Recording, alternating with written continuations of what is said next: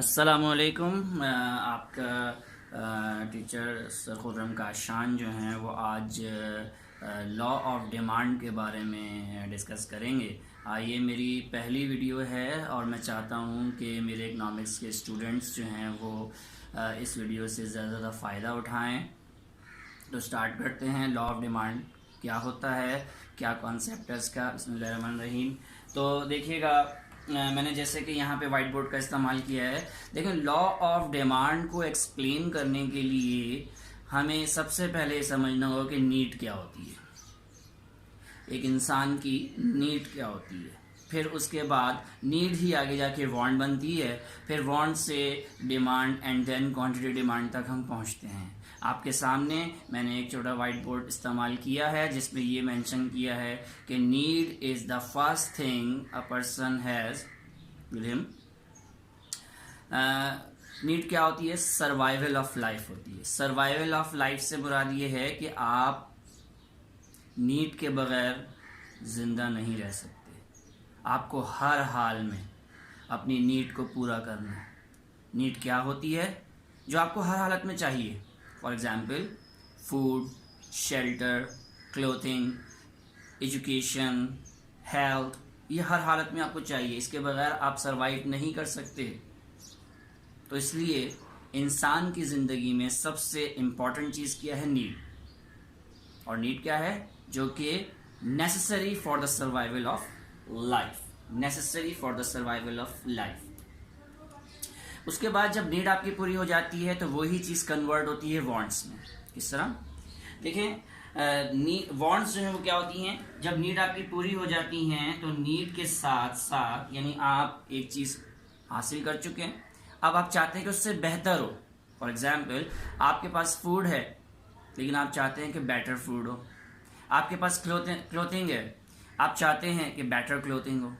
तो नीड जब पूरी हो जाती है तो उसका सेकंड स्टेज जो होती है वो आपकी विलिंगनेस कहलाती है। विलिंगनेस का मतलब ये है कि आप चाहते हैं कि मेरे पास अच्छा खाना, अच्छे कपड़े और अच्छा घर हो, या इस तरह की जो भी रिक्वायरमेंट्स हैं वो आपके पास बेहतर से बेहतर हो। लेकिन इट इज़ नॉट नेसेसरी कि वांट्स आपकी पूरी हो जाए। तो उसका मतलब ये हुआ कि वांट्स जो हैं विलिंगनेस है, यानी किसी चीज़ को हासिल करने की जुस्तजू। तो नीड पहले कंप्लीट होती है और नीड ही आगे जाकर वांट में कन्वर्ट होती है। वांट्स जो होती हैं वो अनलिमिटेड होती हैं और आप हर वक्त ये ख्वाहिश कर सकते हैं, हर वक्त आप ये विलिंगनेस कर सकते हैं, आप जुस्तजू किसी चीज़ को हासिल करने की कर सकते हैं कि मेरे पास बेटर से बेटर चीज़ें होनी चाहिए। अब ये ख्वाहिश के साथ साथ जब आपके माइंड में एक चीज़ है कि मुझे ये चीज़ चाहिए, फॉर एग्ज़ाम्पल अच्छी कार होनी चाहिए, अच्छा फूड होना चाहिए, ये सारी चीज़ें जो है वो आगे जाके कन्वर्ट होती हैं डिमांड में। अब सवाल ये पैदा होता है कि डिमांड क्या हो? जब नीड, वांट और डिमांड, नीड और वांट जब कंप्लीट हो जाती हैं तो वो कन्वर्ट होती हैं डिमांड में। जैसे कि आपके सामने मैंने व्हाइट बोर्ड पे मेंशन किया हुआ है कि need plus wants, then it convert into demand. How? You must have a purchasing power.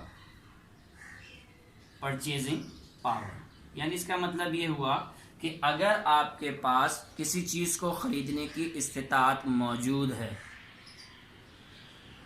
तो फिर वही चीज़, वही ख्वाहिश किस में तब्दील हो जाएगी? डिमांड में। उसका मतलब ये हुआ कि इंसान की ज़िंदगी में लातादाद ख्वाहिशात उसकी परचेजिंग एबिलिटी के ज़रिए पूरी हो सकती है। यानी अगर आप किसी दुकान पे जाते हैं, आप किसी चीज़ को परचेज़ करना चाहते हैं तो आपके पास पैसे होने चाहिए। अगर पैसे नहीं हैं तो फिर आप उसको खर्च कैसे करेंगे और अपनी किसी भी चीज़ को अपना कैसे बनाएंगे? तो वांट्स हमेशा तभी पूरी होंगी जब आपके पास परचेजिंग पावर होगी, और जब वांट्स परचेजिंग पावर के साथ रिलेट हो जाती है तो वही चीज़ किस में कन्वर्ट हो जाती है? डिमांड में। तो डिमांड क्या है? डिमांड असल में is the amount people are willing to purchase at each possible price, मैंने यहाँ पे मेंशन किया हुआ है कि ऐसी वांट्स जो ऑब्वियसली नीड तो कंप्लीट हो ही गई है, अब वही चीज़ कन्वर्ट हुई है वांट्स में, और वांट्स के साथ साथ अगर परचेजिंग पावर भी आ जाए, अगर परचेजिंग पावर भी आ जाए प्लस हो जाए इसमें, तो वो चीज़ किस में कन्वर्ट हो जाती है? डिमांड। क्लियर है? अब सवाल करते हैं कि डिमांड आगे जाके क्वांटिटी डिमांड में कैसे कन्वर्ट होगी। ऑब्वियसली आप सारी चीज़ें तो डिमांड नहीं करेंगे, कुछ पर्टिकुलर अमाउंट के मुताबिक कुछ पर्टिकुलर क्वांटिटी ऑफ गुड्स आप डिमांड करेंगे। फॉर एग्जांपल 100 kgs में 1 डजन एग, तो ये क्वांटिटी डिफाइंड हो गई। तो अगर कोई क्वांटिटी डिफाइंड हो जाती है, स्पेसिफिक प्राइस उसके फिक्स हो जाते हैं, तो वही क्वांटिटी वही डिमांड किस में कन्वर्ट हो जाती है? Quantity demand. ये बात समझ आ रही है? तो इसका मतलब ये हुआ कि क्वांटिटी डिमांड तक जाने के लिए इंसान की ज़िंदगी में नीड्स का कंप्लीट होना ज़रूरी है, वही नीड्स आगे जाकर वांट्स में कन्वर्ट होती हैं, वही चीज़ें आगे जाकर अगर परचेजिंग पावर आपके पास एबिलिटी टू परचेज है, यानी आपके पास पैसे मौजूद हैं, क़ुव्वत ख़रीद है, तो वही चीज़ किस में कन्वर्ट हो जाती है? डिमांड में। और फिर डिमांड आगे जाके स्पेसिफिक प्राइस में पर्टिकुलर क्वांटिटी जो है वो क्वांटिटी डिमांडेड में कन्वर्ट होती है। यानी इसका मतलब ये हुआ कि आपको इतने पैसों में इतनी चीज़ें चाहिए। फॉर एग्जांपल 100 रुपीज़ में 1 डजन एग्स। अब हम डिस्कस करते हैं लॉ ऑफ डिमांड। सवाल ये पैदा होता है कि लॉ ऑफ डिमांड क्या है और किसके ऊपर डिपेंड करता है। देखिए, आम जिंदगी में हम कई तरह की चीज़ें परचेज करते हैं। फॉर एग्जांपल कोई भी चीज़ आपकी रिक्वायरमेंट है, आप उसको परचेज कर रहे हैं, तो उसके लिए प्राइस का होना ज़रूरी है। यानी आपके पास, आपको पता हो, यानी डिमांड डिपेंड करती है किसके ऊपर? प्राइस पर। प्राइस पर इनवर्स रिलेशन होता है क्वांटिटी डिमांडेड का। यानी एक चीज़ बढ़ती है तो दूसरी चीज़ कम होती है। यानी कहने का मतलब ये है कि कीमत अगर किसी चीज़ की मार्केट में ज़्यादा हो तो आप उसको कम खरीदते हैं, और अगर किसी चीज़ की कीमत में कमी वाक़ई हो जाए तो उसको आप ज़्यादा परचेज करते हैं। इसीलिए क्वांटिटी डिमांड कीमत के ऊपर यानी प्राइस के ऊपर इनवर्स रिलेशन रखती है। In other words, when the price of a particular goods increases, its quantity demand decreases and vice versa. Vice versa means कि एक चीज़ इंक्रीज हो रही है तो दूसरी डिक्रीज होगी। तो आगे जुमला मेरा कहने का मतलब ये है, वाइस वर्सा मीन्स कि कोई चीज़ डिक्रीज होगी तो अदर थिंग इंक्रीज होगी, यानी इसको reverse, reciprocal. In short, I want to say quantity demand is depend on price. They have inverse relation between them. So statement देख लीजिए लॉ ऑफ डिमांड का। Other thing remain the same. What is meant by other thing remain the same? There are some factors other than price. For example, income of the consumer, supply of the product, climatic conditions, and so many other factors that must not be changed. If they change, the law of demand will not apply. इसका मतलब ये हुआ कि law of demand सिर्फ किस वजह से और किस चीज़ की बेस पर अप्लाई होता है, वो एक ही चीज़ है, प्राइस। तो प्राइस के ऊपर डिपेंड करती है डिमांड। तो इसका मतलब ये हुआ, तो other thing remain the same when the price of a particular thing या पर्टिकुलर गुड्स इंक्रीजेस, इस quantity demand decreases and vice versa. आम लफ्ज़ों में अगर मैं कहूँ कि लॉ ऑफ डिमांड क्या है, तो समराइज कर लेते हैं कि लॉ ऑफ डिमांड एक inverse relation between price and quantity demand. इसमें यह बताया जा रहा है कि अगर अदर फैक्टर्स सेम रहें और प्राइस में तब्दीली हो तो डिमांड में भी तब्दीली हो जाती है अकॉर्डिंग टू इनवर्स रिलेशन। यानी चीज़ बढ़ रही है तो दूसरी चीज़ कम। तो लॉ ऑफ डिमांड, मुझे उम्मीद है आपको ये कॉन्सेप्ट क्लियर हो गया होगा, और अगर ये कॉन्सेप्ट क्लियर हो गया है तो मैं आगे इसके मज़ीद शेड्यूलिंग और डायग्रामिंग बता देता हूँ कि किस तरह हम शेड्यूल और डायग्राम में इसको एक्सप्लेन करते हैं।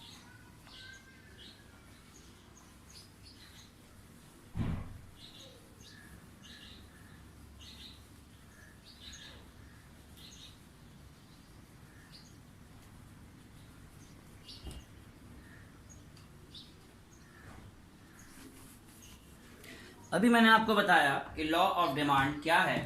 When the price of a particular thing increase its quantity demand decrease and vice versa. तो शेड्यूल अगर हम बनाएंगे इसका तो सिंपल सा कॉन्सेप्ट है बेटा। देखिएगा कि मैं यहाँ पे एक शेड्यूल बना रहा हूँ, schedule of the law of demand, जिसका ताल्लुक प्राइस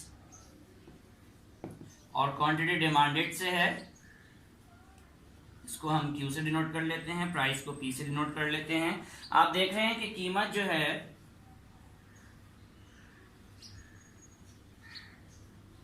इंक्रीज हो रही है। कीमत क्या हो रही है? इंक्रीज हो रही है। तो क्वांटिटी डिमांड क्या होगी? ऑब्वियसली डिक्रीज होगी। फॉर एग्जाम्पल, अगर सिर्फ किसी चीज की कीमत ₹2 है तो उसकी क्वांटिटी डिमांड में भी जो है वो ये हो सकती है 25। लेकिन जैसे ही आप देख रहे हैं कीमत यहाँ पे बढ़ी तो डिमांड कम हो गई, मजीद कीमत बढ़ी, डिमांड मजीद कम हो गई, एंड देन मुसलसल कम होती जा रही। तो आप देख रहे हैं कि when price increase quantity demand decrease. और इसका ग्राफ हम बना लेते हैं। देखिए, ग्राफ बनाने के लिए मैं तो रिकमेंड यही करता हूं कि हमेशा बाकायदा तौर पर जो है आप डायग्राम बनाएं, स्केल, पेंसिल और उसकी मेजरमेंट के साथ। लेकिन फिलहाल यहाँ पे मैं आपको एक्सप्लेन कर रहा हूं। कोशिश करते हैं मेजरमेंट की। कि देखें, यहाँ पे आपके पास एक जगह y एक्सिस मौजूद है और एक जगह x एक्सिस मौजूद है। x एक्सिस पर आप हमेशा याद रखिए क्वांटिटी डिमांडेड लेंगे और y एक्सिस पे हमेशा आप क्या लेंगे? प्राइस।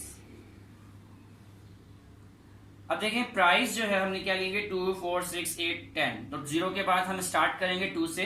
हर एक 1 सेंटीमीटर के डिफरेंस से आप जो है वैल्यूज दे लीजिए। इसे हम कहते हैं स्केलिंग करना।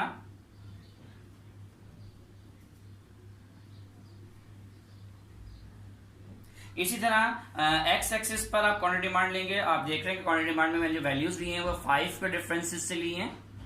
तो स्टार्ट करेंगे फ्रॉम 0। तो 0 से के बाद कौन सी वैल्यू आएगी? 25 तो नहीं आएगी, ऑब्वियसली 5 आएगी। तो स्टार्ट करेंगे 5 से।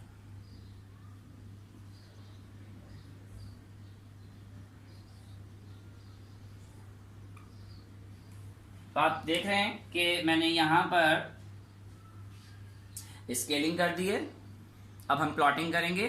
सबसे पहली वैल्यू, जैसे प्राइस आपके पास 2 है, 2 पर क्वांटिटी डिमांड क्या है? 25। तो आप जाएंगे 2 से एज इट इज। इस तरह आप डॉट डाल के भी शो कर सकते हैं और डायरेक्टली आप पॉइंट आउट भी कर सकते हैं एज यू लाइक। ये आपका 25, 2 पे 25 पहला पॉइंट, फिर 4 पे 20। तो 4 है ये, 4 से आप आगे एग्जीक्यूट करेंगे और ये 20 तक जाएगा। सही है। इस तरह जो है 6 पे 15। एज प्राइस इंक्रीज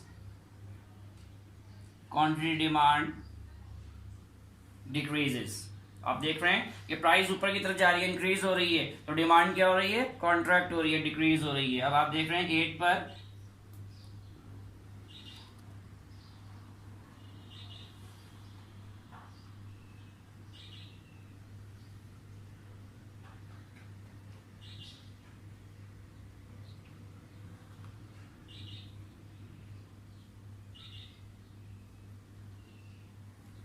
और लास्ट है 10 पर 5।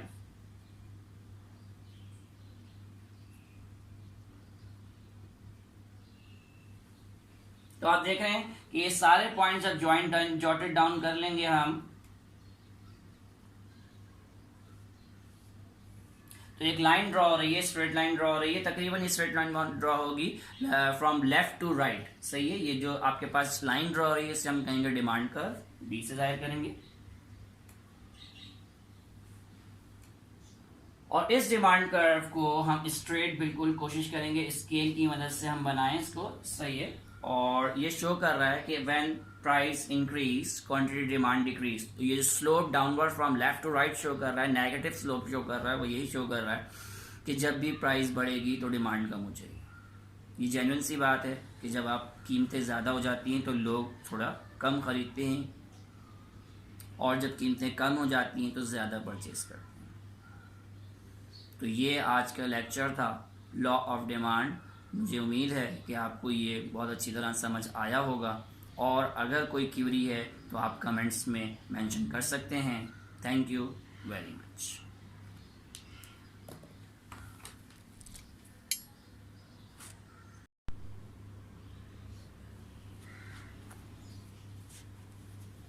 अस्सलामुअलैकुम।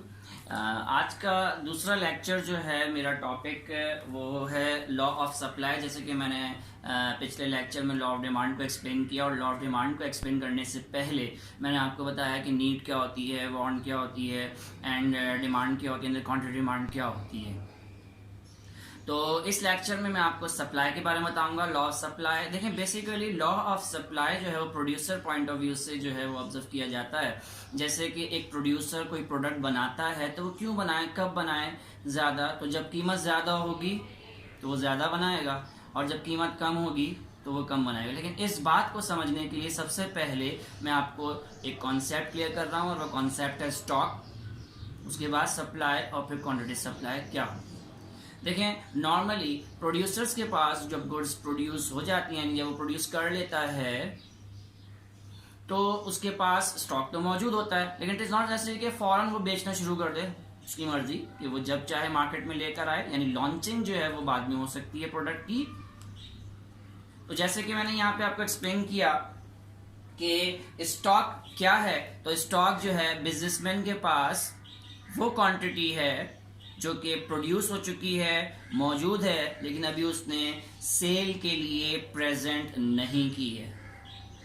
तो आपके सामने मेंशन किया, businessman have with him, the businessman have with him, यानी आम लफ्जों में हम कहेंगे कि stock is the quantity of output which a seller और businessman with him but not brought to sell या ऑफर फॉर सेल। क्लियर है? तो इसका मतलब ये हुआ कि स्टॉक वो क्वांटिटी है जो प्रोड्यूसर के पास मौजूद है। लेकिन देखें, अगर प्रोड्यूसर सारी चीजें बना लेता है और उसमें से चंद चीजें वो सेल के लिए प्रेजेंट कर देता है, यानी चंद चीजों को वो ऑफर कर देता है कस्टमर को कि मैं इसको सेल करना चाहता हूं, और उसकी प्राइस कुछ भी हो सकती है। यानी यहाँ पे मेंशन किया हुआ है विलिंगनेस टू, यानी एक प्रोड्यूसर चाहता है कि वो उसको सेल करे एट ईच पॉसिबल, किसी भी कीमत पर, यानी जो उसके पास स्टॉक मौजूद है उसमें से चंद चीजें उसने फॉर सेल जो है वो प्रेजेंट कर दी है कस्टमर के सामने, और वो चाहता है कि किसी भी कीमत पर वो उसको सेल करे। तो ऐसे कॉन्सेप्ट को हम सप्लाई करें, और यही चीज सप्लाई आगे जाकर क्वांटिटी सप्लाइड बनती है। यानी यहाँ पे possible price, each possible price इसमें कन्वर्ट हो जाता है स्पेसिफिक प्राइस में। स्पेसिफिक प्राइस से मुराद ये है कि अगर आप ₹100 की कोई चीज सेल करना चाहते हैं, मे बी वो एक क्वांटिटी हो सकती है, तो उसका मतलब अगर 2 क्वांटिटी आप सेल करना चाहते हैं तो आप 200 क्वांटिटीज में, या 1 डजन एग इन 100 रुपीज। तो इसका मतलब ये हुआ कि लॉ ऑफ सप्लाई को अंडरस्टैंड करने के लिए हमें पहले ही पता होना चाहिए कि स्टॉक क्या होता है, सप्लाई क्या होती है, और क्वांटिटी सप्लाई क्या होती है। अगर ये बात क्लियर है तो हम आगे बढ़ते हैं। देखिए, जैसे इससे पहले भी मैंने आपको बताया कि लॉ ऑफ डिमांड के कॉन्सेप्ट में कि डिमांड डिपेंड करती है प्राइस पे, तो यहां पर क्वांटिटी सप्लाई भी डिपेंड करती है प्राइस पे। यानी price is an important term used in law of demand and law of supply. तो लॉ ऑफ सप्लाई का ताल्लुक, यानी सप्लाई का ताल्लुक प्राइस से क्या है? Direct relation. Law of demand में इनवर्स रिलेशन था, लॉ ऑफ सप्लाई में डायरेक्ट रिलेशन है। डायरेक्ट रिलेशन मींस दोनों चीजें इंक्रीज होती हैं, दोनों चीजें डिक्रीज होती हैं। यानी इसका मतलब ये हुआ कि when the price of a particular thing increases, its quantity supply also increases and vice versa। यानी दोनों चीजें इंक्रीज होंगी और दोनों चीजें डिक्रीज होंगी। लेकिन उसके लिए समथिंग यानी other thing remain must be same, यानी कहने का मतलब ये है कि अगर मैं स्टेटमेंट की तरफ जाऊं लॉ ऑफ सप्लाई की, तो मैं कहूंगा other things remain the same when the price of a particular good increases, its quantity supplied also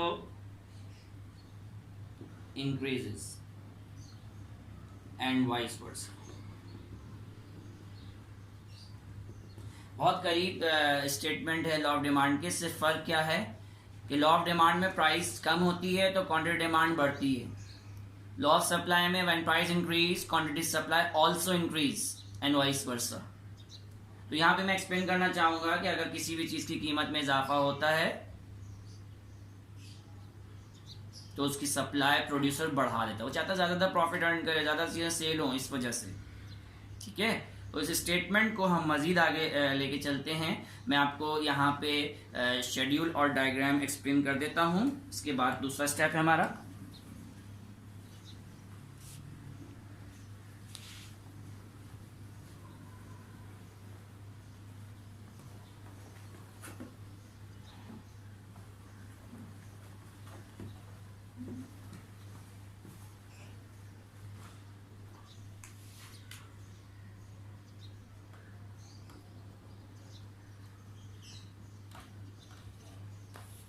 अब आप देखिएगा यहाँ पे मैं स्केड्यूलिंग कर रहा हूं, जिसका ताल्लुक ऑब्वियसली किससे है, प्राइस से है। पी को प्राइस को हम पी से डिनोट कर देते हैं, क्वांटिटी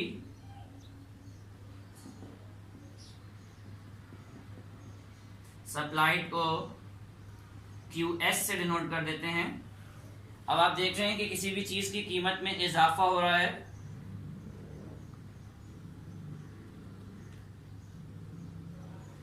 तो क्वांटिटी डिमांड क्वांटिटी सप्लाई जो है वो भी इंक्रीज हो रही है।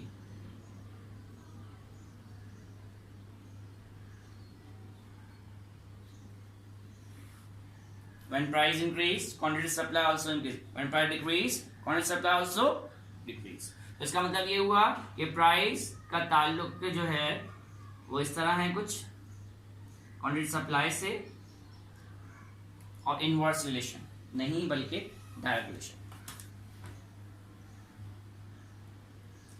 अब आपके सामने ये डायग्राम मैंने बनाया है।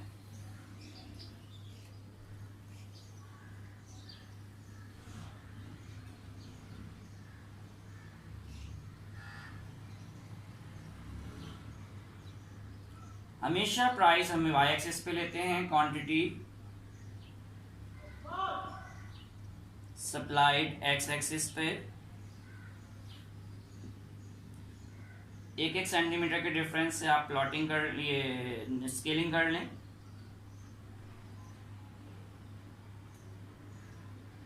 पांच वैल्यूज हैं तो 5 पॉइंट्स लगा दिए मैंने। प्राइस हमेशा वाई एक्सिस पर और क्वांटिटी सप्लाइड एक्स एक्सिस पर। ये वैल्यूज हम सब अपनी मर्जी से लेंगे। एक हमारा अंदाजा होता है कि इस तरह कीमत बढ़ेगी तो इस तरह सप्लाई इंक्रीज होगी या डिक्रीज होगी। ठीक है, अब आप देखें 10 पे 20 है तो आप इसको इस तरह प्लॉट कर सकते हैं, डॉट्स की शक्ल में मेंशन कर सकते हैं। 20 को 40 से मिला दें, 20 40 इस तरह, एंड देन 30